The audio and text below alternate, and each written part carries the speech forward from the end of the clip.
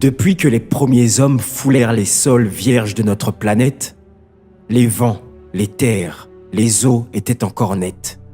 La biodiversité se présentait comme une palette aux milliards de facettes. De quelques cellules causettes naquirent des baleines, des éléphants, des roses et des violettes, des acacias, des gorilles, des serpents à sonnettes, des eucalyptus, des palmiers, des aigles et des crevettes.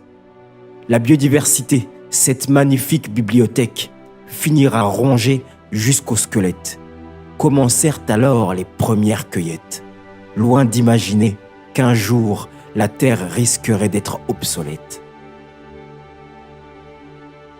Face à cela, le Burundi a fait un choix, celui de l'avenir, du bien-être des générations à venir.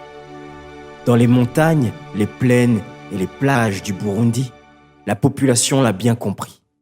La résilience climatique est un pacte. Pour l'environnement, il est temps que l'on pose des actes.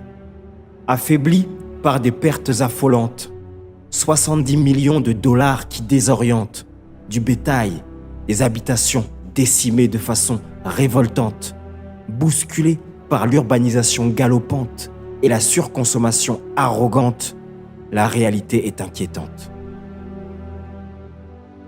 Au cœur des collines, les courbes de niveau se dessinent. Les champs en terrasse, ces images qui fascinent. La conservation des sols, cet enjeu vital, car la terre nourricière est un bien commun fondamental. Ewe Burundi urambaye. Des initiatives concrètes et détaillées. Planter des arbres, une solution face au changement climatique. Les bambous, pour lutter contre les glissements de terrain. Stabiliser les berges des rivières en souterrain, car si les arbres sont tes poumons, ô monde, les rivières sont terrain.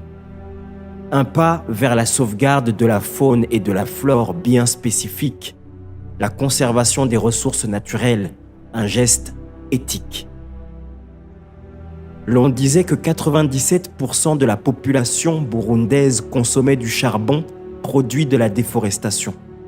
La jeunesse a donc pris ses responsabilités à travers des projets de valorisation des déchets pour créer du charbon bio ou des engrais. Le Burundi a pris conscience de l'importance de sauvegarder l'environnement.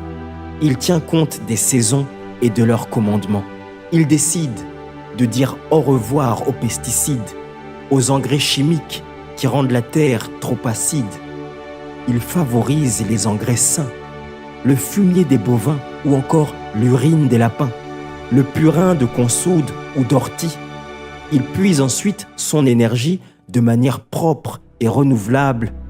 Le vent, le soleil sont ses amis et soudain, l'impossible devient faisable.